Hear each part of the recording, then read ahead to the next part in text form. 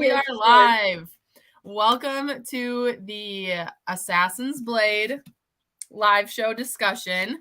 So this is our first live show discussion about one of the books we're reading for the Sarah J. Maas Read-along. We will be talking spoilers for this. So if you have not read this book, I'm so sorry. If you don't want to be spoiled, this is not the place for you right now. So yeah, we will be talking spoilers. We're going to get into it pretty much right away. So if you've not read it, you can go read it, and then you can come back and rewatch this if you want to. So we have officially decided we are doing live show discussions for every single book that we're reading for this read along, which is super exciting because originally we had planned to do just like a live show for each series. So now we're doing one for each book, which is going to be so much fun. I have the schedule in the description of like when we're reading the books. We're dedicating about 2 weeks to each book. And at the end of those 2 weeks is when we will do a live show discussion. And then sometime in the middle of the live show discussions, we're doing live reading sprints. So the next ones will be on Christina's channel. Obviously, my co-host here, I guess on this side, Christina. So Christina, go ahead and introduce yourself. Hey guys, I'm Christina from Christina's Chapters, and I'm so excited. I'm so excited. Oh my god, I'm so excited. Literally, you guys will be seeing us probably every single Saturday for the next couple of months, probably. Pretty much. Every weekend. The last couple of months. Like, we will either be doing reading sprints or discussions. So can't wait to get to know all of you very, very well. Literally all this morning, I was like trying to distract myself because I was so excited. I can't even explain how much I love the series, this world, these characters. They are everything to me. And just like getting to reread it, even starting it on the reading sprints last week, I was like wanting to cry because it made me feel so nostalgic. Like this makes me feel like coming home, you know? I love it. I expected to, so I don't know, my expectations for this were pretty mediocre, but like the minute I read the first chapter, they skyrocketed. I was like, oh my god. And like they're just short stories, but like the fact that I felt so strongly about short stories, like these tabs, I tabbed the heck out of this book. I did not expect to tab and annotate so much, especially since I'm not that big of an annotator. I know. I added so many tabs. Oh, you can't even see that. I added so many tabs to it on my reread. So for me, this is my 5th time reading this book. Oh my god. So when I say I love this series, I mean it. If you don't know, my favorite book of all time is A Court of Mist and Fury. I've read that book 10 times. But I say that the Throne of Glass series is my favorite series of all time. Just the character development, the world building, the whole story as a whole, the series as a whole is just so incredible. And there's so many Easter eggs and so much foreshadowing from the very, very beginning, which is why I am hardcore saying that this is the first book you need to read. It just sets up the story so well. So I do want to say, obviously, I read it 5 times. I gave this 5 stars. So I absolutely adore this series. But for Christina, it's her first time ever reading it. So Christina, what did you end up rating it? Oh, I gave it a whopping 5 out of 5 stars. Absolutely. Oh my god, I was whipped from page 1. Okay, I don't know what the heck Sarah Janet be doing, but like she just knows how to just grab me and keep me there, and just I'm like tied up, like I'm not doing anything but like enjoying that. And mind you, I was in a slump when I started this book, and out of nowhere I read this book, and then I read 4 books in the same week. Hi! Oh my god, I love her. Didn't reread, we're here to discuss. Naomi, gave it 4 out of 5. Almost cried at the coffee shop today. Yep. Akamef and Akasif. Yep, Naomi knows. So, I did want to say quick, before we like dive in, Christina and I actually started a Discord to do like actual chatting and discussions throughout this read along. So I left that linked in the description down below if you want to join that. It's very fresh. I've never like ran a Discord before, so I think I did it right. So if you go on it and you can't figure it out or something, just message me on Instagram and I'll try to figure it out. But we did set up a Discord. There are some rules for it. So if you're going to post spoilers on the Discord, you have to put a spoiler warning. And then I have discussion, like, what are they called? Categories, threads, for each book. So I did make one for Assassin's Blade, even though we made the Discord after the read along for Assassin's Blade. But if you do still want to go in there and like chit chat about it, feel free to. But we will definitely be going in there for the coming books. We thought that would be a really fun way to kind of just be able to talk about it rather than like the live show discussion, which is always fun, but it's kind of a more personal way, I guess. So I did want to mention that before we dive in.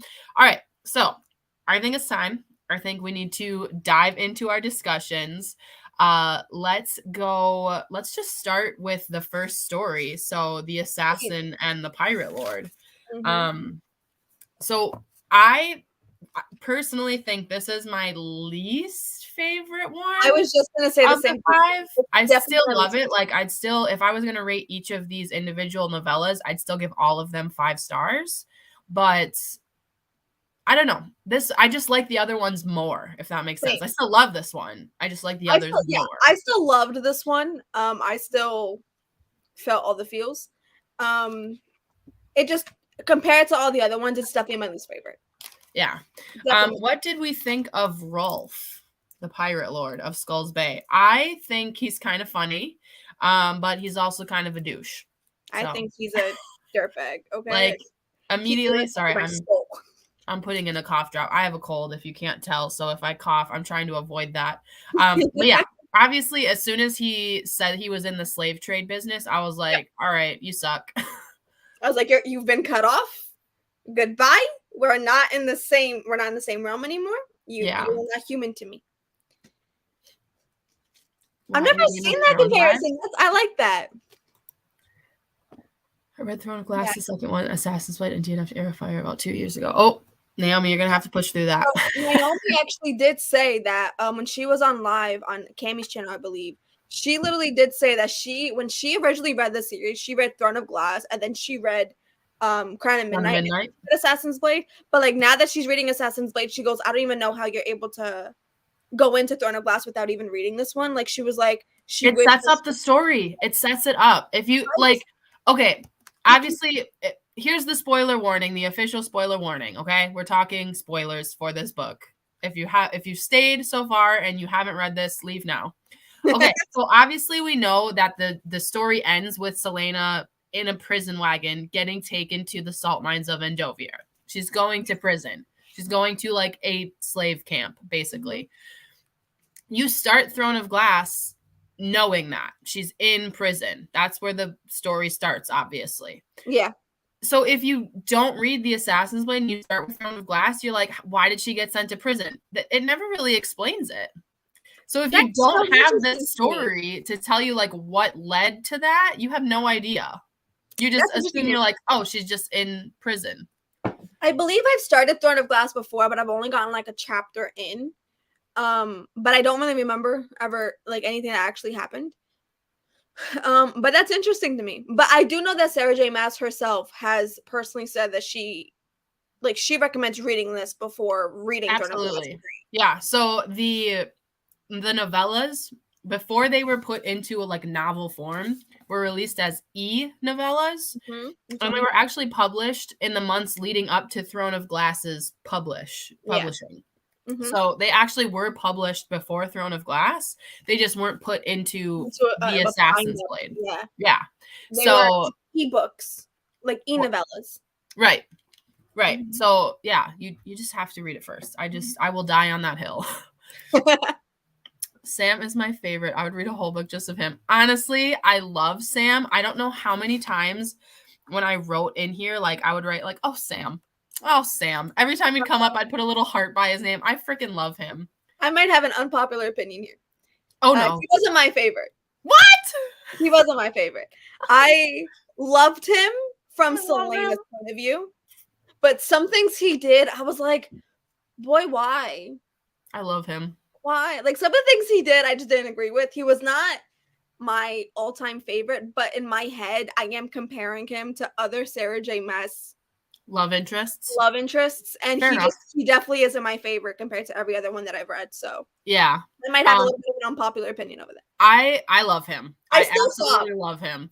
When I read this for the first time, I obviously didn't know what was going to happen. I went into this knowing nothing. I picked it up because I saw it on BookTube however many years ago, and I went into this going like, this man, I would die for him. And then he gets killed, and I'm not even kidding. I sobbed so hard I almost threw up. I was like body racking like sobs. I was shook by it. This is my 5th time reading this book, and I still was an absolute wreck. Like, I had the audiobook for the first time I read it physically, so I'm surprised that there's not like tear stains in my book.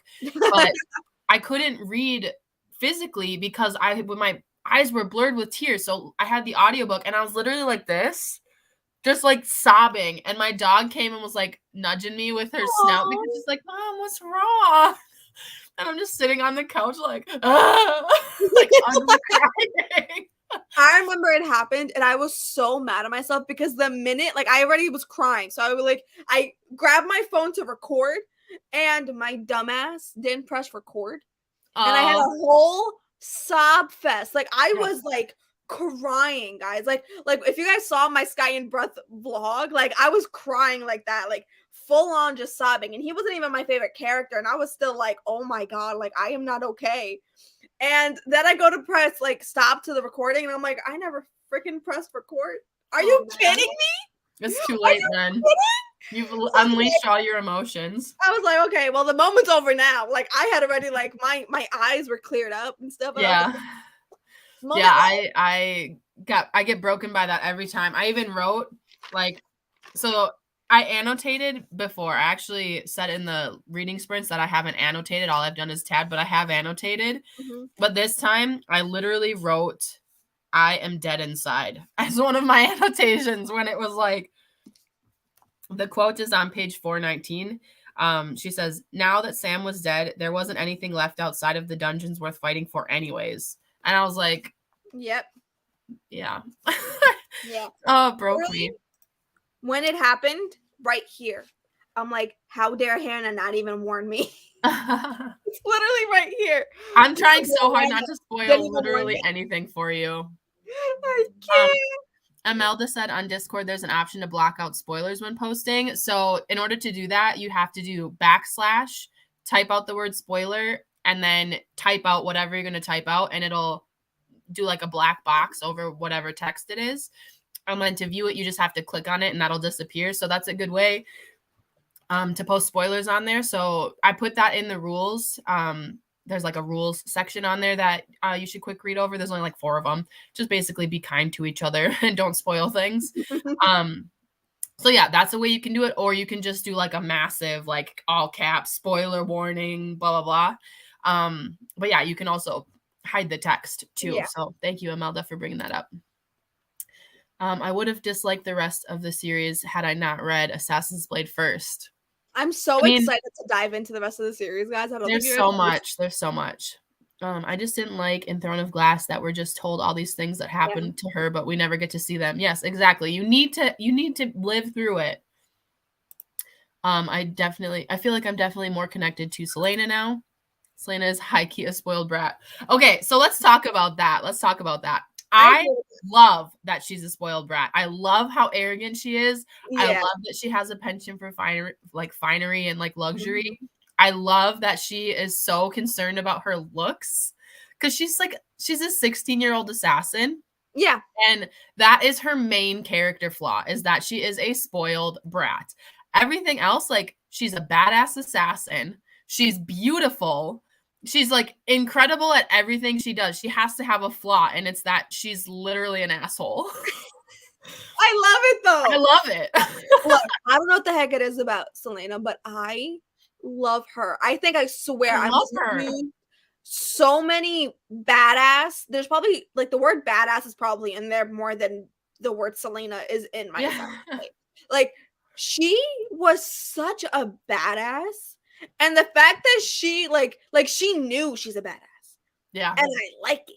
Yep. Like, I like it. She's like, I'm the best of the best. What are you gonna do about it? Come at me. Like, do something about it. Please do something about it. There And is it's a like, spot. and it's like there's like literally there's nothing wrong with her other than the fact that she's spoiled rotten.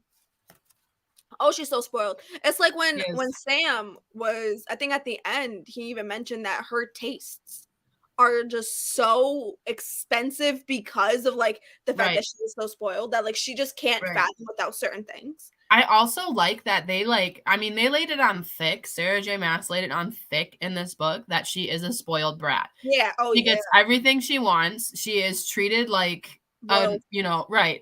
And I think that just leaves so much room for character development. You already see that from the beginning of the series or the beginning of the novellas to the end.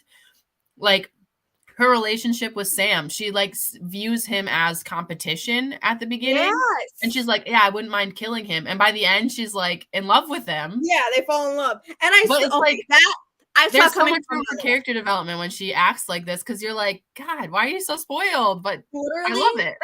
In the very beginning, when her and Sam had banter, I'm like, he's gonna be a love interest, isn't he? Yep. Literally, it was probably one of my very first annotations. I'm like, they're gonna fall in love. I already know they're going to fall in love, like because that enemies to lovers trope is just everything I live for. Okay, yeah, and it's just like that I knew was gonna happen, but I just loved her character. The way that she grew in just stories, I can imagine how she's going to grow in the series. Yeah. That's one thing I'm looking forward to because if she grew this much in just 5 short stories, how much is she going to grow in the span of an entire series? Right. Like that I'm very excited for. That actually is something that I can't wait to unravel. Yeah.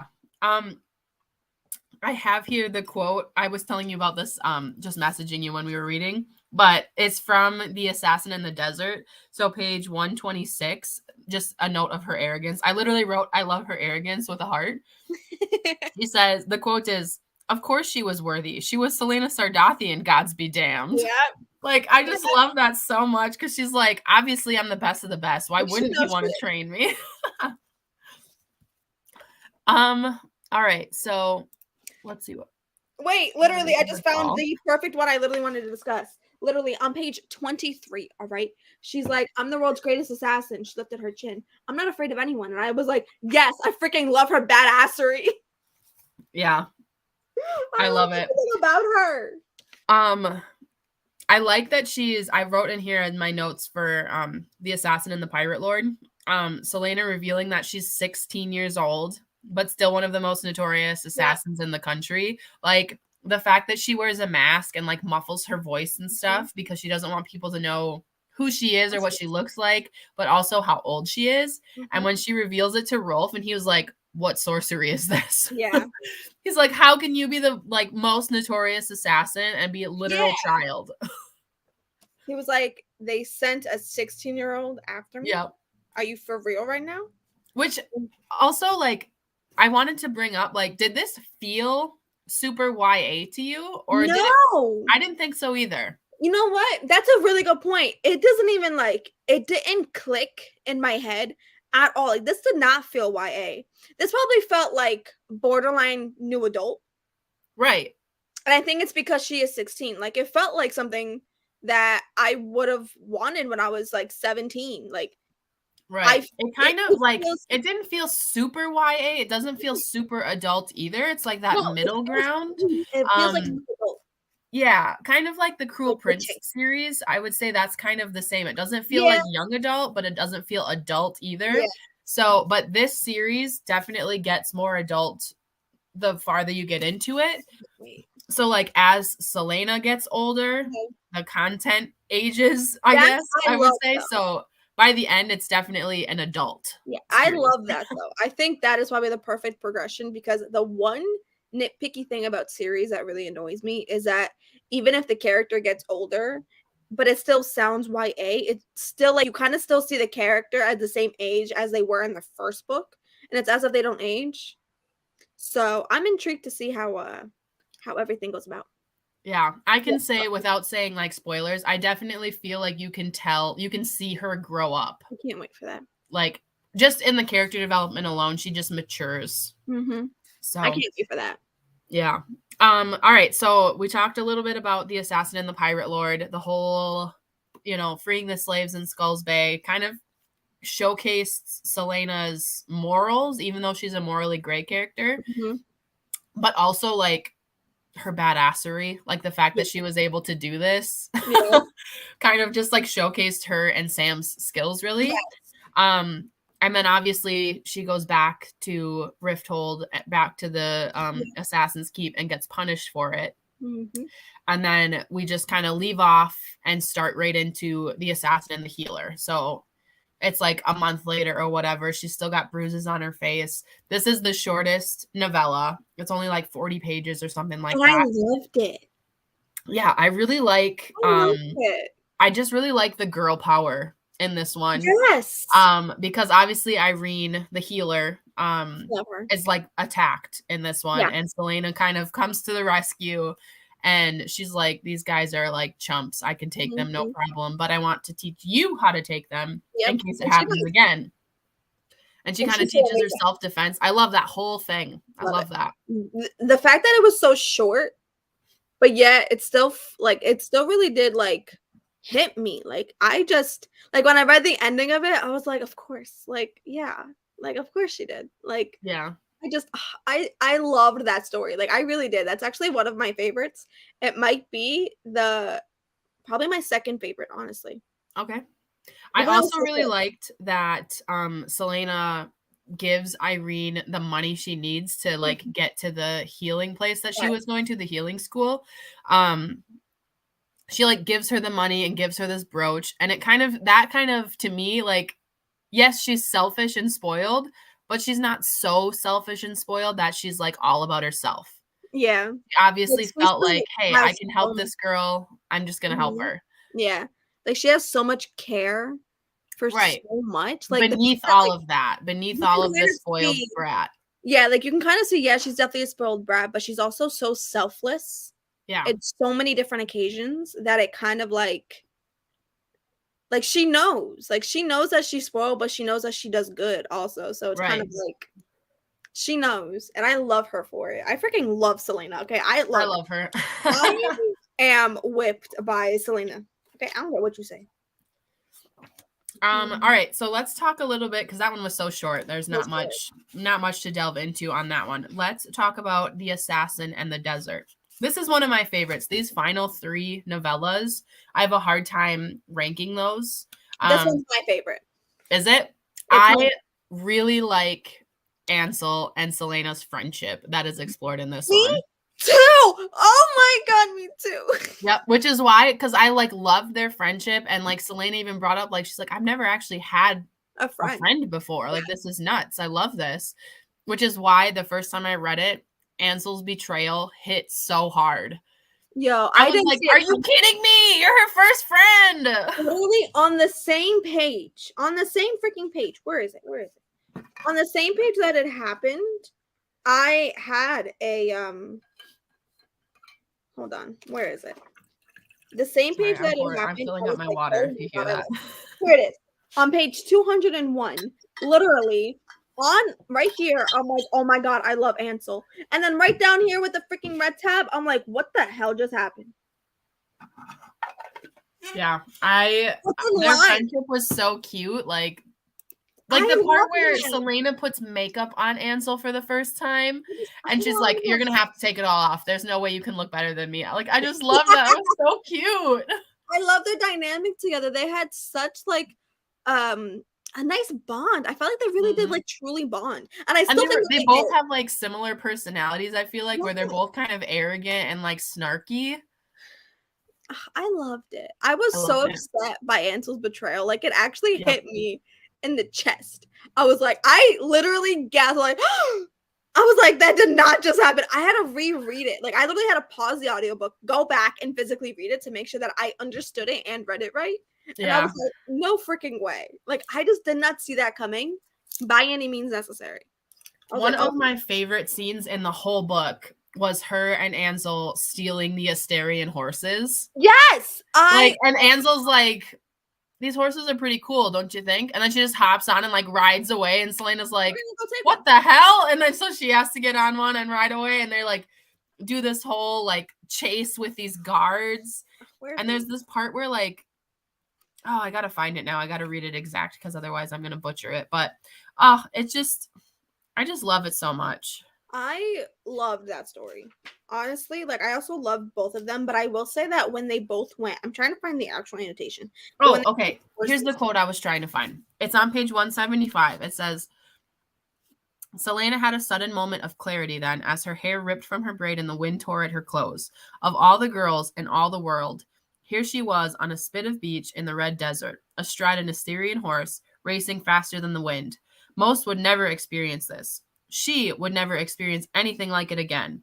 And for that one heartbeat, when there was nothing more to it than that, she tasted bliss so complete that she tipped her head back to the sky and laughed. That part, I'm like, you just deserve all the joy in the world.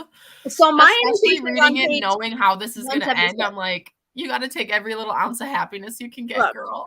All right, on page 176 is literally where they grab the horses and stuff. And I'm like, I want a best friend where I can steal horses and just ride around a desert all day with. You and me. I want that.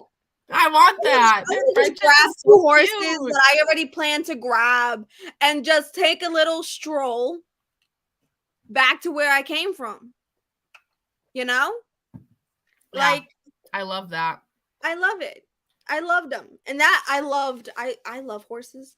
So like that just made me happy. But oh my god, I was so annoyed because I genuinely loved both of them together. Like I genuinely thought that their bond was like a match made in heaven, you know? And then I was so hurt. I was like, no, that didn't just happen. I know. No. And I was shocked because like they kind of talk about how Ansel and Mikhail are like an item, like they dance at that dance or whatever, and she blushes whenever he talks and all that, and like, oh, he's gonna train her extra and stuff. And then all of a sudden she's like, yeah, I killed him, I slit his throat. Yeah. I'm like, what? She was like heartless at the end of it. I was like, is this the same character I fell in love with? Like, and what I kind of can get her reasoning too. Like she wants to take back her kingdom that was taken from her. Like I get that, but I just feel like the way she went about it, not the best. But the fact that Selena was like, you have 20 minutes to get out of here or I will shoot this arrow through your throat. And Ansel's like, all right, I'm out of here. And then Selena waits 21 minutes. I loved it when she Ansel's like, she could have killed me and she didn't. And then she rides away and I'm like, oh, because you were friends and you betrayed her. Yeah, and they genuinely had like a for real bond. Yeah. And, like, even after all of that, Selena still gave her 21 minutes.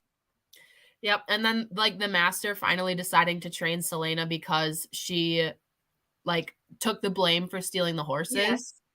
Like obviously it was Ansel's idea, but that's another thing where it's like Selena is not just all selfish and all about herself. Like she took the blame because she knows she could take a beating if that's what the mute master was going to do. And so she took the blame for it. And the mute master then was like, you are actually worthy to be trained by me then because you're loyal to your friends and you're not all about yourself. So I really liked that part because I'm just like, oh, Selena, she does have a heart. She does care about people. I love Selena. I think she is honestly one of the hi Cammy. Hi Cammy. I love Selena. She's probably one of my favorite characters. Hi, how are you? We were just talking last night. Stop by to say hi, but spoilers and I haven't finished. Okay, yeah, fair enough. Come back when you do. You gotta DM me when you do. I have to blow my nose quick. I'm so sorry. I hate that I'm sick right now, but I'm gonna mute myself, go off screen, and I'll be right back. So literally, I remember when I was reading this freaking book that I'm like, am I falling in love with Selena by myself? Like, am I going to be Selena's love interest because I love her so freaking much? Because I don't think you guys understand how much I actually love her character. And I want everything to do with Selena all the time, every day, and every second of every single, like, hour. I need all the Selena content I could possibly get. Totally agree. I love her so much. That's why I'm so happy this is an 8-book series. Like, we're just getting started. I'm so excited to read it. And you know what else I'm very excited about is that I'm also like seriously notorious for never finishing series. Like I take the longest time. And now I have motivation to not only read from my favorite author back to back and discuss it, but like read a series by my favorite author that I've never gotten to actually read because I just keep procrastinating it. And now I get to read it with so many beautiful people and discuss it with so many beautiful people. I love it. I'm so excited about this whole read along. Cammie said, never thought she was spoiled. That's interesting because I feel like she is. I just like that about her. I get that from the meaning. Said, I was just so enthralled in the world. Yes, the world is so captivating. And each book just you get more and more. It's amazing. Throne of Glass was my fave series for a long time until Heir of Fire. So a lot of people don't like Heir of Fire. I do. I love Heir of Fire. But then there's also some people that are opposite, that Heir of Fire is their favorite book in the series. So I'll be curious to see where you end up, Christina. It's not my favorite in the series, but I still love it. So, I'm excited to get to Heir of Fire because I want to know what everybody's talking about. But the one book in the series that I have probably the biggest and most hype for is Queen of Shadows. That's my favorite one. So I think it's a lot of people's favorites, and I constantly see everyone talking about how it is their favorite in the series. And I'm like, I just want to get, I want to get to a point like where I can like be like there. I think she comes off as pompous, but I always thought that was a defense. Yeah, I feel like a lot of her attitude is like a defense mechanism, which is why like I see that and then I can let that go more. Like her attitude. A lot of people don't like the series because they don't like Selena's attitude. So I loved it. So I think Christina will really like it. I think she will too. I think that she'll like Heir of Fire, but we'll see. I'm so excited. Love Queen of Shadows. Yes. I can't wait. All right, so now let's move on to The Assassin and the Underworld. This might be my favorite novella. And I'm not sure. It's so hard. Like I said, the last three. It's so hard because it's so good. Yeah, I don't know. I really like this one. My first book on this, I usually try to like censor myself in like my vlogs and live shows, but I'm gonna swear here. My first note is fucking Arabin. I fucking hate his fucking guts. Yes.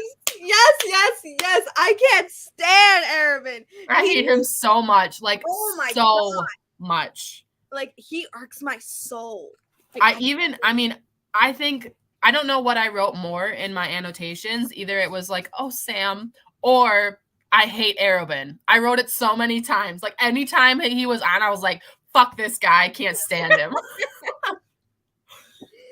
A lot of my annotations in this are mainly Sam. A lot of them are.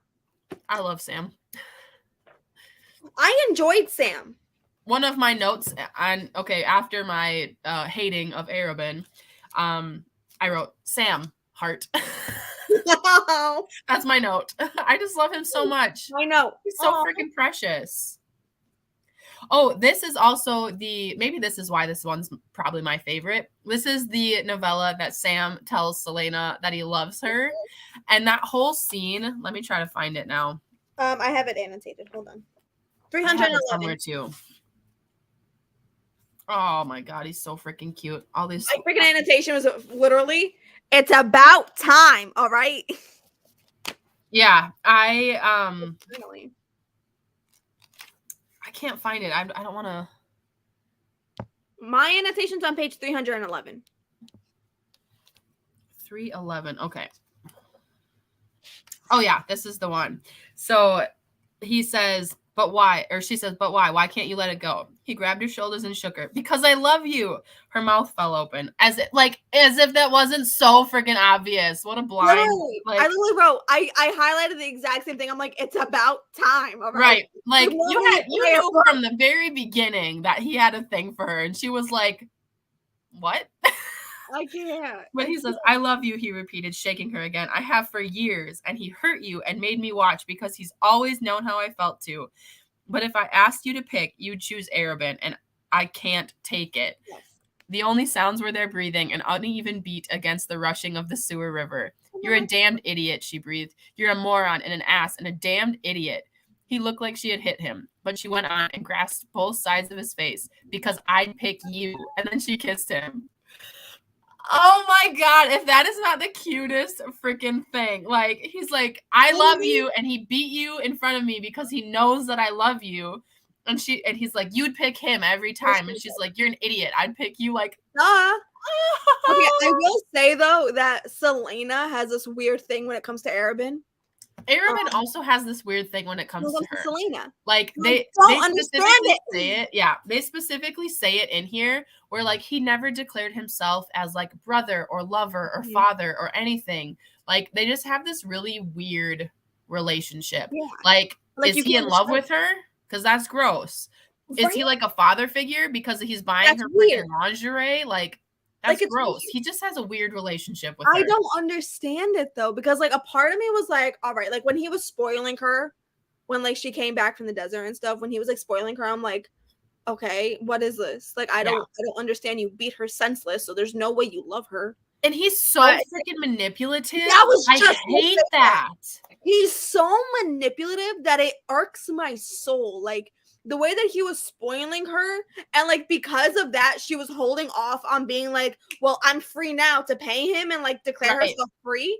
Like I hate that part so much when she's like, I'm ready to walk in there, give him this gold and get out of here. Like, I'm done. And then she walks in and he was like, I'm sorry. I love you. Here, please stay with me. And she's like, I couldn't say the words. And I'm like, get out of there. He is psycho.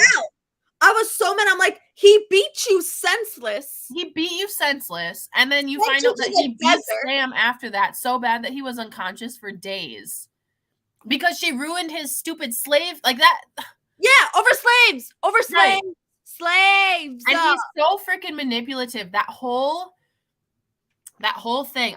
Is it this novella that you find out that he betrays her? Like with like makes her kill the guy who's trying to help the slaves.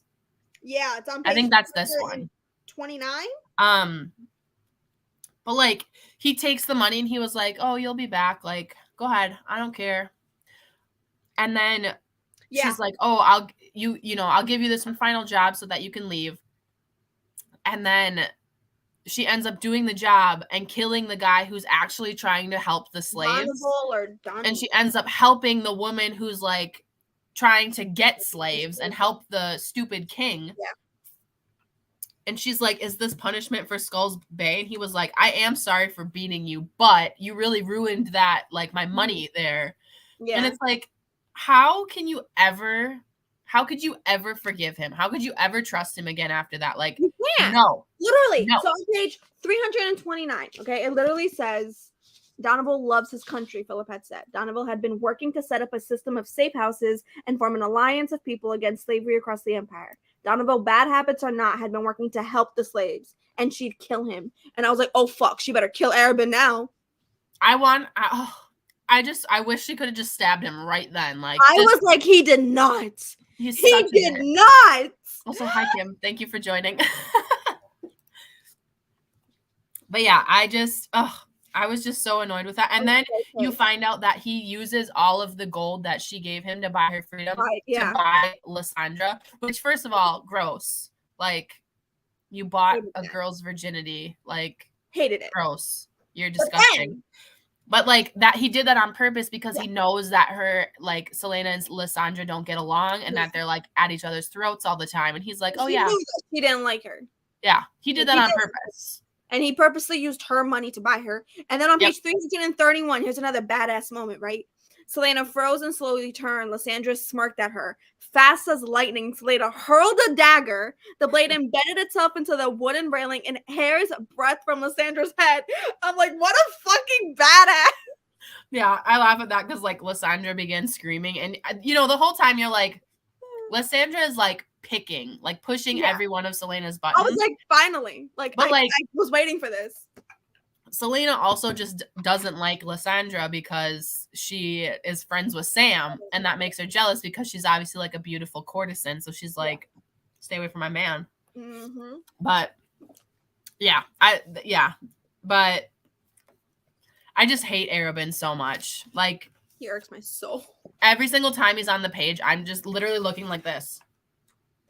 Like reading. I just hate him. I hate him so much. Like, I like literally cringe on certain parts because of how much he annoys me. Yeah, I hate him. I hate him. Also, I want to talk about when Selena gets trapped in the sewer. Yes. Oh my God.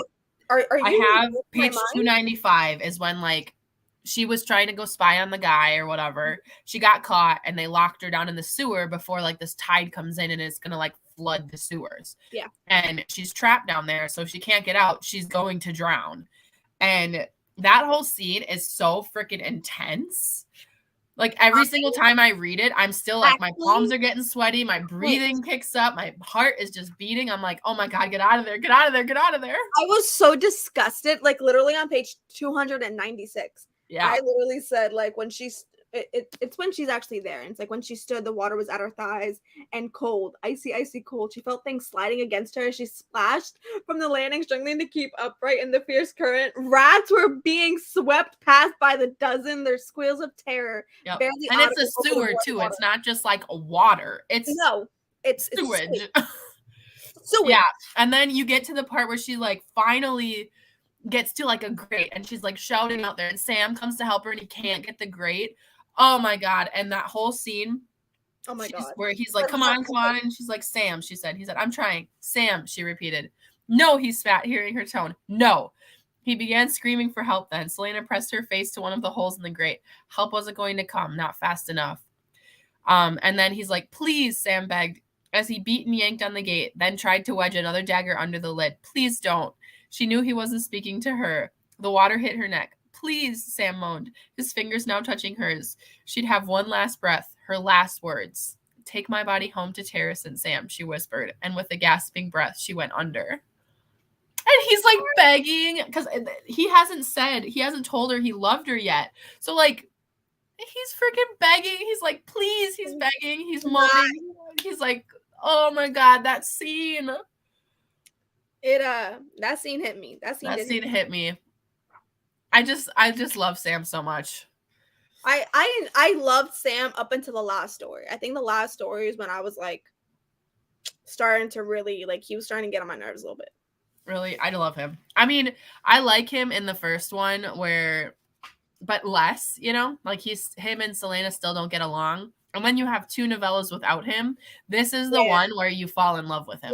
Yeah, I will say that. I loved Sam in this. He has so many sweet lines. Oh my God, I have so many annotations about him. Because he talks about, like, first he tells her he loves her, and then I think it's later in this one. Oh yeah, on page 333, right at the end of the Assassin in the Underworld. He brushed his lips against hers. I love you, he breathed against her mouth. And from today onward, I want to never be separated from you. Wherever you go, I go. Even if that means going to hell itself, wherever you are, that's where I want to be, forever. If somebody told me that, I would lay down my life for them. Honestly. It's just the sweetest thing. He's so pure. Sam had me in a chokehold at this point. But, like, literally, the first annotation I have where I'm like, all right, Sam is starting to kind of annoy me is on page 369 on the last story. And I have my reasons, and we'll get into those when we get into those. Okay.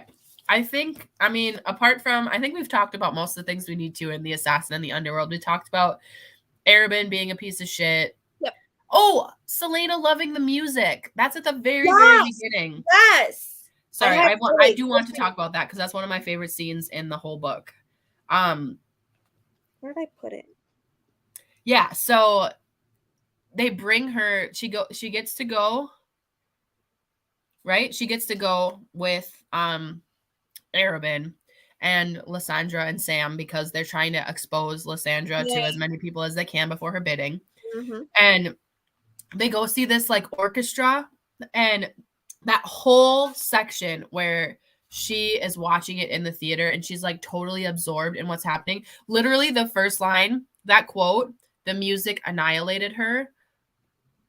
It's so beautiful. And like, it's talking about how moving it is and how she, like, the whole world goes quiet and she's just listening to the music. I loved it. I loved it so much. And then of course, Lysandra just had to be a little bitch. And she's like, I didn't think it was that good. And Sam's like, shut up, Lysandra. But that whole part. And then she tries playing the piano, like to redo that music, and she just can't get it right. And she finally like is practicing, and Sam's like watches that. That whole scene is so cute. And then I don't know if it has to be in this one, where he gives her the sheet music. Oh yeah, right here. He leaves the music on her bed and with a note that says, "Try not to stain them with your tears when you play. It took a lot of bribes to get these." And it's like, oh, that wasn't Arabin's elegant script, but Sam's hurried scrawl. Like, he went back to get the music for her. I loved it. And like, I just love the fact that this isn't a spoiler or anything, but Sarah J. Maas, when she writes her characters, she always has them like really appreciate the arts.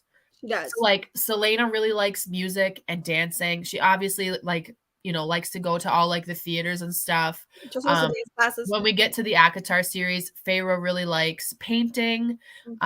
Crescent City, Bryce really likes to dance. So like, she just really incorporates like how important it is the arts are. So I just really like that whole scene where she talks about like Selena being completely taken away by the music. I love it. I love it because it's something that you could also like you can relate to. Like, I think everybody has that one song that when you listen to it, you like just you disappear into a whole other world. Yep.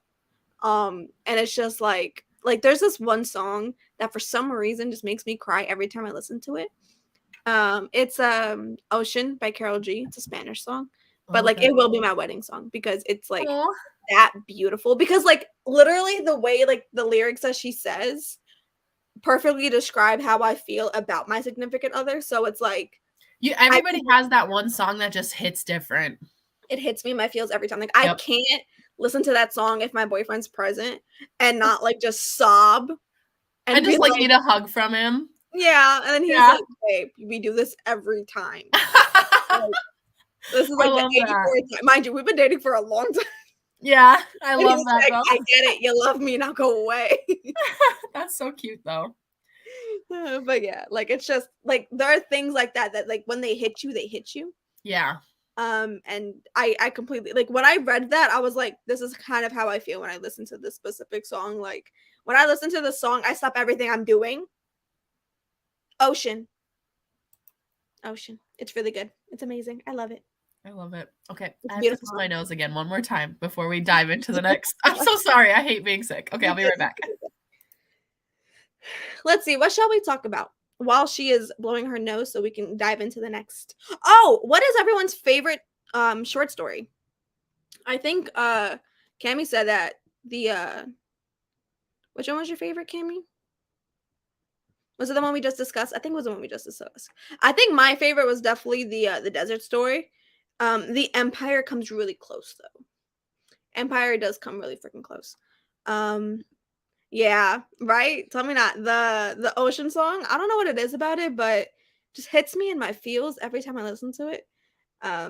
It's so beautiful. And like when, oh my God, if you guys have not seen Karol G perform that song live,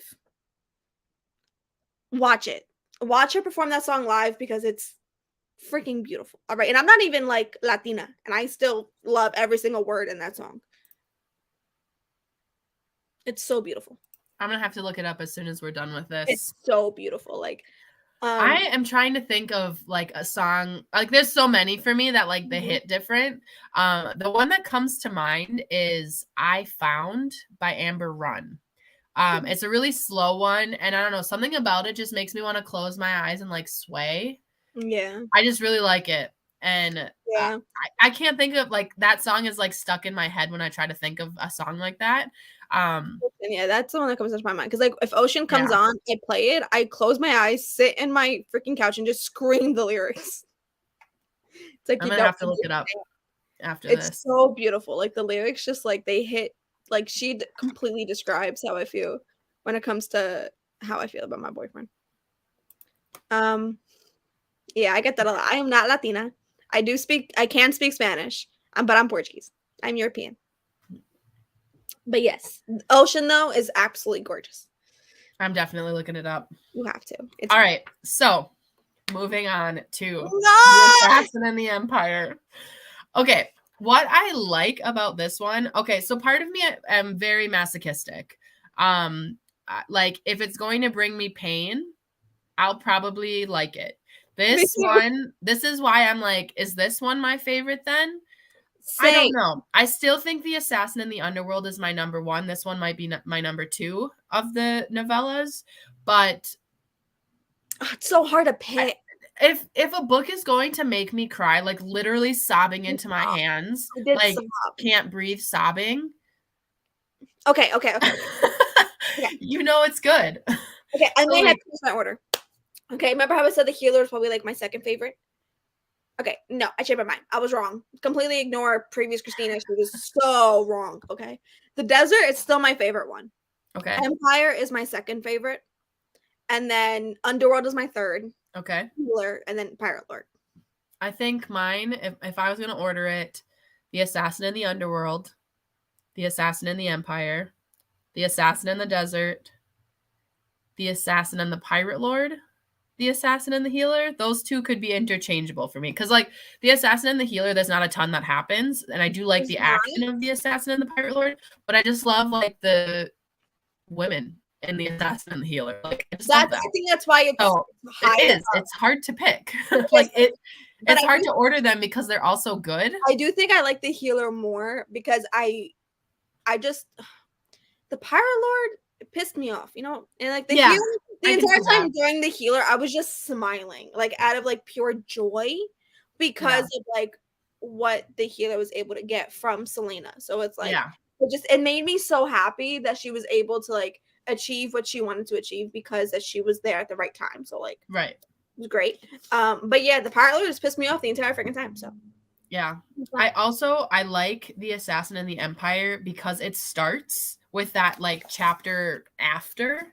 Yes. And so again, reading this for the first time, you don't know how it's going to end unless you've been spoiled or read the synopses, you know, from the later like Throne of Glass. But I was reading this and like it ends with that like Sam telling her like I love you wherever you go, I go, that whole thing. And then you turn the page and it's like she's curled in the corner of a prison wagon and I'm like, what? Yeah. Like because again, reading it for the first time, if you don't know anything that happens, this is all taking you by surprise.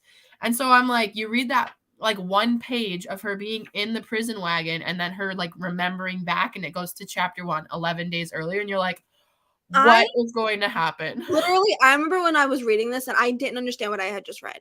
I was like, wait, what? And then right here is where I annotated this right here. It was on page 338. And it just says she preferred the silence. In the silence, she couldn't hear the worst question of all. Had she brought this upon herself? And I was like, what did she do? What did she do? What happened? And then out of nowhere, at the very ending, it says, and in the dark, she remembered. She remembered what? What the heck happened? Yeah. And then it goes to 11 days earlier, and you're like, oh my God. How did she end up in a prison wagon? What the hell? I was like, I'm so confused. Yeah. Sarah Janet, explain yourself. Yeah. So, oh my God. Finding out right away that somehow something's going to lead to Selena in a prison wagon. Yeah. And you're like, it just sets the tone for this whole novella. Like, it just sets that ominous tone. And you're like, oh shit, what's going to happen? You know, something happens. And then, so again, one of my notes is Arabin is a piece of shit. Yeah. So, yeah, I just hate him. I hate him so much. So, obviously, you know, Selena bought her freedom, and then she goes and buys Sam's freedom. Which, by the way, I loved. I was like, oh. Yeah, so that they don't have to be tied to him anymore. They don't owe him anything. He can't force them to do things anymore. They're done. But obviously, they wanted to get out of Rifthold and go, like, move away from there. Mm-hmm. And in order to do that, they needed money, which is why they were trying to do this final job, right? Mm-hmm. So you start with, like, Sam is, like, fighting in these pits or whatever. What are they called? The vaults? The vaults. Where you just have to basically fight until somebody's unconscious and whoever wins gets paid money. Mm-hmm. And obviously he's a trained killer, so he's very good at it. But Selena's like, we need to do this, one final job and then we can leave. And this one final job happens to be taking out the crime lord of the city. Like, that not even Arabin would do. Like when right. I read that, He I was even like, says like, that's so dumb. Why would you ever go after him? He's so well guarded. He's gonna like kill you guys. And she's like, we have to. it's so now, okay, in this story, Selena was pissing me off. I know. Because I'm like, I know. just get up and leave. Like, Yeah. why are you so tied to staying here? Like, what is holding you back? This is where I was like, Selena, what is wrong with you? Okay. Yep. And then now here's where Sam is starting to rub me the wrong way. Where is it? It was on page 369 where I put the annotation.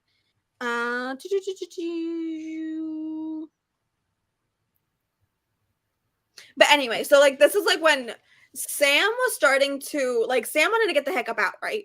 And Yeah. Sam had every single reason to. Like he was like, it's what they should have done. They should have left. They should have But, left. like, Sam was starting to do some like sketchy stuff. And it's like, why? Why were you doing these things? I'm trying to find exactly where I was like, what the heck is going on here? That whole thing where they are taking on this like crime lord and they're trying to like, this would be like big enough of a payday for them to get them out of there and have them living comfortably. Like, I get it, but the reason why somebody is paying that much is because it's like an impossible job. But there's this scene. Oh, I found it. Which I have so many tabs for this one part on page 377 where they're talking about like if they get scared and she says, I am a coward, or I'm a coward, she repeated. Yes. And I'm scared. I'm scared all the time, always. He removed her hand from his cheek to kiss the tips of her fingers. I get scared too, he murmured onto her skin. You want to hear something ridiculous? Whenever I'm scared out of my wits, I tell myself, my name is Sam Cortland and I will not be afraid. I've been doing it for years. And she's like, does that actually work? And he's like, sometimes. And then you get to the very end of the book. Like one of the last lines is, my name is Selena Sardathian, she whispered, and I will not be afraid. And just that, like where she's still got Sam with her even after he dies is so freaking heartbreaking. But I'm like, this whole time, because I'm going into this for my 5th read, knowing how it's going to end. And I just want to jump into the book and be like, you stupid idiots, leave. Just leave. Just leave. Literally. Everything will be better if you just leave. I literally the entire time I was like, what the heck are you doing? Like, why are you still here? Get the heck up out of here. Like, I don't understand why she was so tied to just staying there. And then she was like, oh, we need to get Arabin's permission to leave. And I'm like, excuse you? I was like, Ashley, just popping in to say hello, but popping right back out to avoid spoilers because I may read this one day. Bye, Ashley. If you're still here, you should read it. I think this is a fantasy that you would actually really enjoy. So thank you for stopping in, though. Hello. I love you. Yeah, she was getting me annoyed. And then Sam, so I finally found the part. It was when they had already gotten the job. And Selena was like, why not work together? And then what the heck did he say? He was like, oh, I don't want you to. Oh, because it's dangerous. He doesn't want her involved. Yeah. She'll go after I was like, are you just saying that because you know she's a better assassin than you? Are you just trying to like be like the man? Like, I think he was doing it to try to like protect her. Mm-hmm. Yeah. But like, but also that whole time, because again, I know how it's gonna end, and I'm like, work together, damn it! Yes. If you had somebody to back you up, none of this would have happened. I'm like, you two are probably the 2 best assassins. Work together. Work together. use your assets. All right, like do it. And then I'm like, oh my god, something's gonna go wrong. Something's going to go wrong. I know something's going to go wrong. What is happening? It's pretty immediate too. Like. It happens fast. Like, he's like, all right, I'm going out. And she's like, my name is Selena Sardathian and I will not be afraid. He goes out. And then she's like, he'll be back at the apartment any minute. Hours pass. He'll be home. Don't worry. He'll be home. And that whole time you're like getting sick to your stomach because you're like, you know, something is wrong. You need to go out there and find him. And I had a gut feeling. I was like, no, I'm literally going to cry. Just the part where she comes home and Arabin is on her couch because, of course, he is. He's Arabin. And it says, she halted. He got slowly to his feet, saw the expression in his eyes, and knew what he was going to say long before he opened his mouth and whispered, I'm sorry.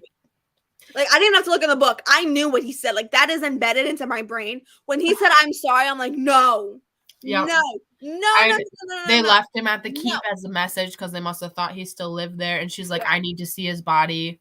And the fact that, like, okay, Even page Arabin was 400, like, he was "Couldn't." dead. Sam was dead.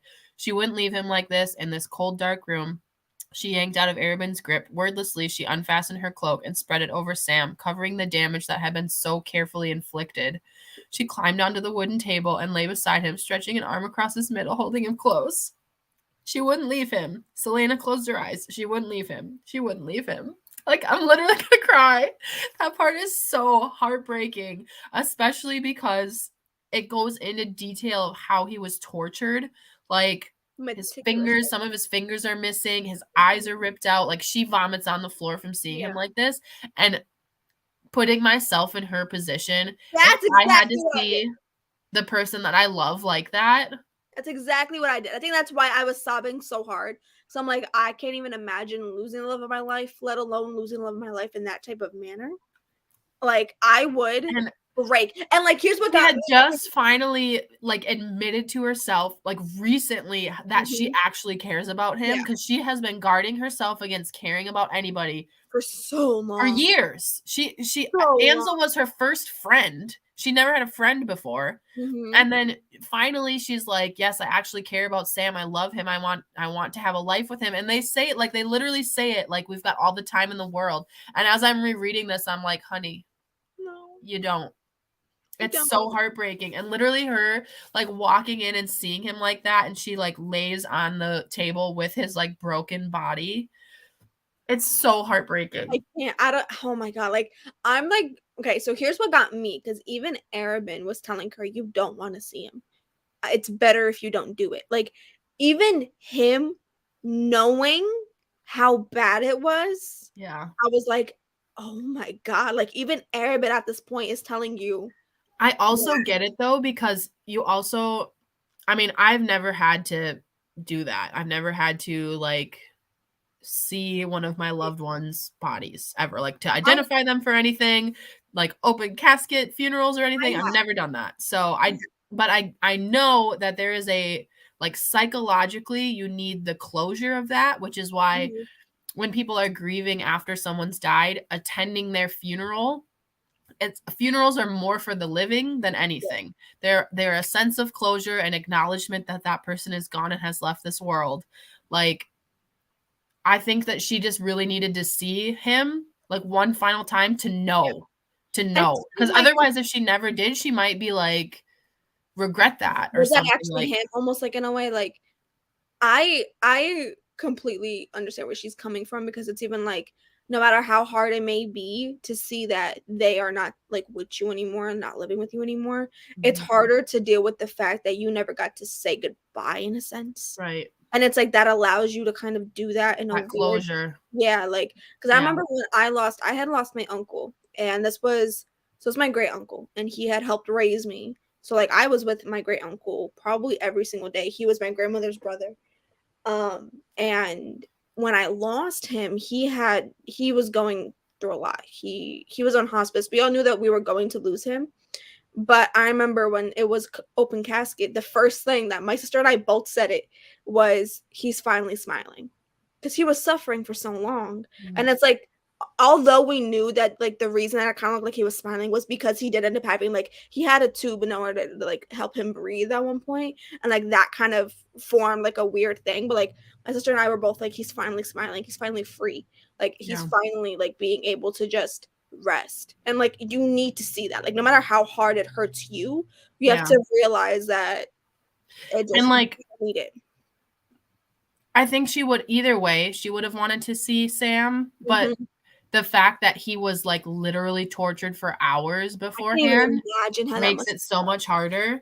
And like, I just, that whole thing. Okay, so then before we go into the story more, actually, let's go into the story more. So obviously, she then needs vengeance, which I totally understand. I don't know what it is about my personality, but I'm a vengeful queen. Okay.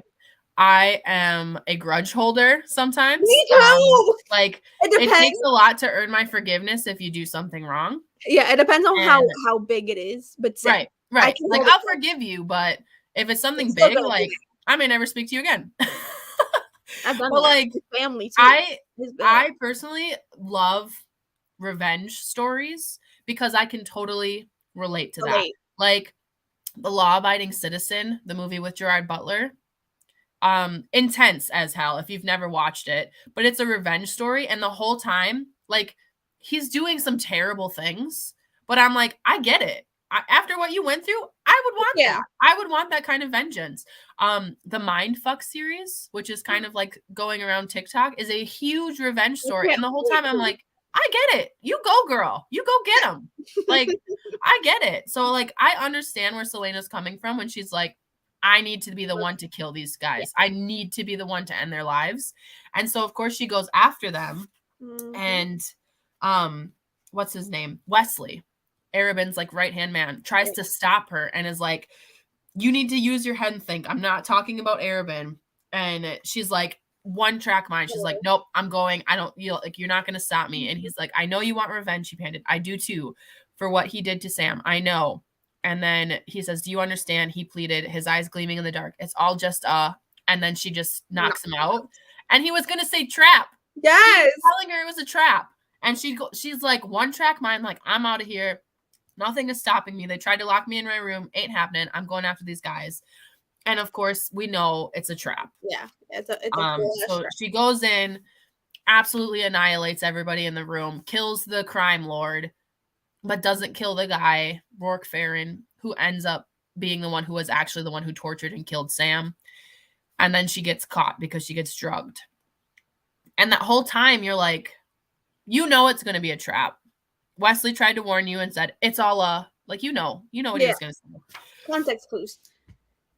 And then that's how she ends up getting caught and sent to the dungeon. They don't kill her. Her punishment is getting sent to the dungeon because she's obviously a notorious assassin. She's now going to go answer for her crimes, and she's going to be seen before the king and presumably executed, is what everybody thinks. Now, we get to the part where, of course, she's sentenced to the salt mines of Endovier. Now, the salt mines of Endovier was only mentioned once, I believe, once or twice before, as like a prison camp, basically. It's like horrible. I didn't remember even reading it. Yeah, I think they mention it very, very briefly in the beginning about slaves, like when they're talking about the slaves in. I remember it. Like, the if you assassin didn't and the say pirate that, I world. wouldn't have known. I thought it was only mentioned once she was captured. Like, Yeah, I don't even like. I had no recollection of it. I didn't even know. But if you can also tell at that moment she's sentenced, where he says, "You, Selena Sardathian, are sentenced to 9 lives worth of labor in the salt mines of Endovier," where she's like, would rather have died. Yeah, would rather have been executed. So you know that shit's bad. And then she's taken away in the prison wagon, which then we find Arabin, piece of shit, standing on the rooftops with Rourke Farron. And then we find out the whole plot to capture Selena. Like, this was all Arabin's doing. Setup. It was all a setup. All a setup. And obviously Rourke Farron wanted the Iowan Jane or whatever his name is to get killed so he could be the new crime boss. And Arabin helped it all happen. So he knew what would happen. He knew everything. And he was the reason why Sam got caught and tortured. I hate him. I hate him so freaking much. And literally, his last line makes me want to nut punch him. So page 428, where Farron says, "Why did you do it?" Arabin's attention drifted back to the wagon, already a small dot in the rolling hills of foothills above Rifthold. "Because I don't like sharing my belongings." Bitch, she does not belong to you. Yes, absolutely. My blood was boiling too. Like, it was a if I can't have her, no one can situation. Obviously, Selena was choosing Sam. Right? Yeah. Sam thought that she was going to choose Arabin, and she didn't. She moved out. She was living with Sam. Yeah. She was in love with Sam. They were going to move away and have a life together, and Arabin couldn't stand that. because of his creepy freaking relationship with her. Obsession. He's obsessed with her. Yes. He has And, an like, obsession with Selena. I don't What like it is, I sharing don't my know. belongings. I just want to punch him. I hate him so much. This is where I'm like, this is where the vengeful part of me comes out. Like, I am ready for retribution. Now, here's what pissed me off when I read this. I was like, Oh. and he pretended to be sympathetic when you Yeah. lost him. He said, he literally said, I'm sorry. And you don't put it together until the end that he's sorry because he's the reason why she's in pain. He's the reason. It's all because of him. Exactly. Yeah. I hate him so much. And, like, he's the reason why she's in prison. He helped them set up that whole trap, why she was caught. And she's like, there's no way it could be Arabin. There's no way. And we're like, yes, there is. He's horrible. How are you so not seeing this? It's like almost, what's that thing called? What's that thing called? Everyone says that not Sleeping Beauty, the Beauty and the Beast, Stockholm Syndrome. Oh, yeah. So it's kind of like she's just so used to, like, being there. It's as if she's almost so blind to how literally disgusting he is as a being. And it's like, are you? He's so emotionally manipulative. He's like warped her into thinking like there's no way he would betray me like this. And the whole book, he's doing stuff like this, and you're like, I wouldn't put it past him. And like, here's the thing though, it continuously shocks me every time. I'm like, oh no, he did not. Yeah. That is no freaking way. Still, of course like, he did. You know, yeah, that's just his character. You know that he's a horrible person. Like, yes, it's shocking that he would do that, but like, I hate him. You're shocked that it was done, not that he's not surprised. Yeah. You know what I mean? Like, it's shocking, but it doesn't surprise you that it happened at the same time. It's like, of course he did. But like, how? Like, what? I could not. I hate him so much. Okay. And then we get the Lord of the North, right? The stag in the forest, which she talked about with Ansel in the desert, like when it was a constellation. So the people of Terrasen will always know how to find their way home. And then, you know, the king of Adarlan, like, ordered them all the sacred stags of Terrasen killed because he's, like, a conqueror. And so she tells the stag to run. And then it's her being taken to Endovir. And she says, my name is Selena Sardathian, and I will not be afraid. And then Selena lifted her chin and walked into the salt mines of Endovir. And that's how it's left off. And you just know it's horrible because she would have preferred death. Yeah. Which is insane to me. Like, I'm okay. I know this sounds like, I don't know, psycho. But I kind of am excited to figure out what's so bad about it. Oh. Like, I'm excited to kind of dive into Throne of Glass and be like, all right, now what happens? Yeah. I mean, I don't want to spoil anything for Throne of Glass, but you know, like it happens. It takes place like a year after this book. So you don't like see her. I mean, you do see her in prison, but it's not like the same as like you're going through the year. Yeah. Like the story is picking up after she's already been in Endovir for like a long time. So yeah, that's the book. So obviously a lot of stuff went down. So many things happened. I know. So many things. Like, literally, I'm like looking through my annotations. I'm like, oh my god. Like, literally on page 440. It's like she'd never be ready for this Endovir in the world without Sam. And then on page 434, she's like, she would tuck Sam into her heart, a bright light for her to take out whenever things were darkest. I was like, oh my god. That's so heartbreaking. Just rip my heart out of my chest. Why don't you? But this, like, the events in this book are what put her on the journey for the series. I'm excited. Like, without the events happening as they did in this book, the series itself would not happen as it did. So that's why I'm like, this is just so important to the whole series. You just have to know that. You have to know the background. Like, now that I've read the book and I know that Throne of Glass picks up, I'm like, how do you dive into Throne of Glass if this is never explained in any other book? Right. And so like I haven't even read the series, and even I'm like, how do you but you never see it. So that's why it's important to read this one. It's wild to me. I'm so excited to read Throne of Glass. I know. Do you have any final thoughts or final things to say on the Assassin's Blade? Other than I loved it. I freaking loved it. I loved it. Still can't stop thinking about it. And mind you, when I read this book, I was in a slump. And immediately when I was like picking up this book, I ended up reading 4 books within the same week. And like my intention was to start Throne of Glass on Sunday, like when we were supposed to like tomorrow. But I'm like, I'm gonna fly through it. Like I can't. I think I'm just gonna know. I'm going to wait like I did with this one. I'm going to wait until our reading sprints to start it. I had to force myself to read this slower than I was reading it because I didn't want to finish it so early. I know. And I finished it on Thursday. I was trying to finish it yesterday, but because I had like other reading plans, I wanted to do another vlog. But I ended up finishing this on Thursday, and I was like, oh my God.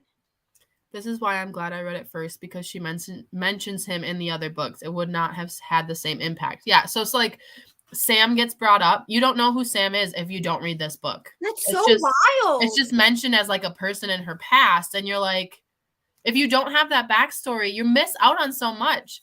And like, I will say, my name is Selena Sardathian and I will not be afraid is a thing throughout the series.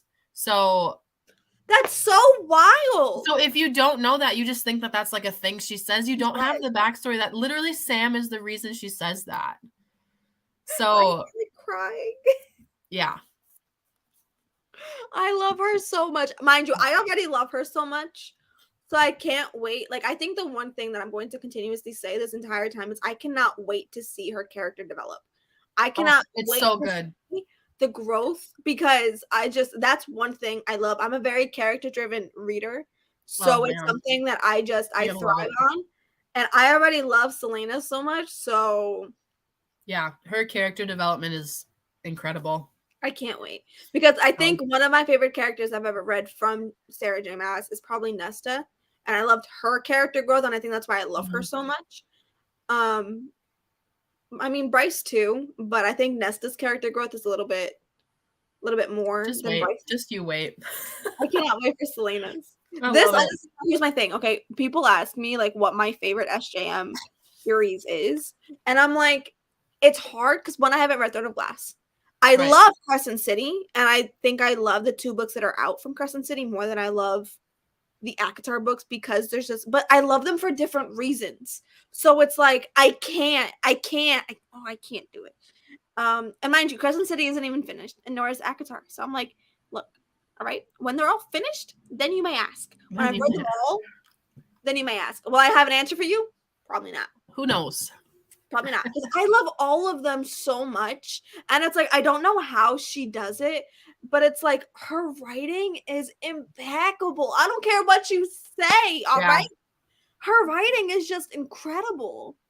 I could go on and on about her writing and how she develops a story.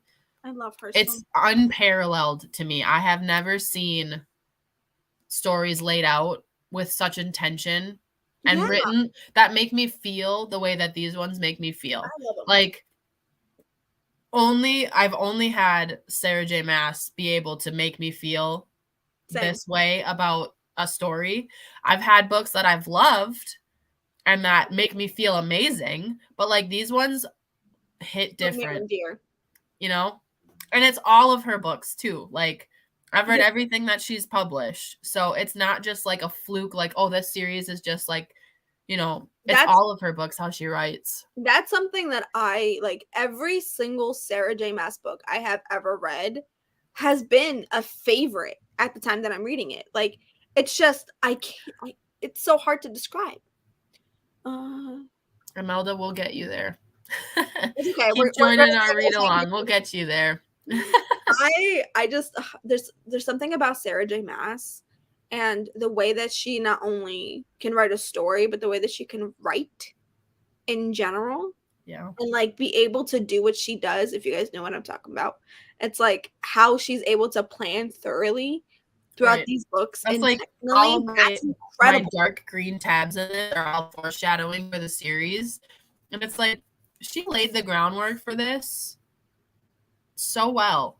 And like everybody talks about Sarah J. Maas Easter eggs.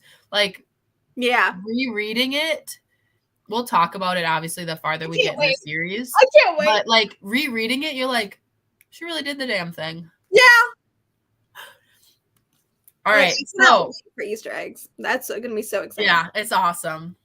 So we are going to be doing reading sprints on Christina's channel next weekend, I believe. I don't know that we have like a set date and time yet, but follow both of us on Instagram because that's usually where we post stuff. Make sure that you are subscribed to Christina as well. If you're just coming from my channel, you're not going to want to miss any of her content. Let me tell you that. Don't forget about the Discord. That link is down below. We can start the discussions. Our read of Throne of Glass starts tomorrow. So I don't know when. I think I'm going to wait to start mine until we do the reading sprints just because I'm going to fly through it. I'm sure that we're doing them Saturday. I think we already discussed that we will do Saturday. The time we have yet to discuss, but we're definitely doing them on Saturday. Okay, so yeah, next Saturday is when we'll do our sprints. They'll be over on Christina's channel, so make sure you're subscribed to hers and put on notifications so you can see when she posts. And yeah, we'll be doing our reading sprints, and then we'll do our live show for Throne of Glass over on her channel 2 weeks from now, basically. So get hyped for that. I am so excited. This has been so much fun. I can't believe we've been on here for an hour and 20 minutes. I mean, I can't. I'm so excited to talk about this. Yeah, hour and 20 minutes. Where did that hour go? Which is why I'm really glad that we decided to do live show per book because it's 8 books, and look at how long we've talked for just one. So imagine these are short stories. So imagine. I know. So I'm really glad that we decided to do that. And thank you everyone for joining in the read along, for coming onto our live show and coming onto our sprints. I hope that you're having as much fun as we are. We're having a blast. Honestly, though, this is the time of my life. I'm loving every second of it. You could not have picked 2 bigger Sarah Janet stands to do this kind of read along. I love it. So yes, thank you again so much for joining us today. I hope you are having a wonderful time, and we will see you in the reading sprints next weekend. Bye, everyone.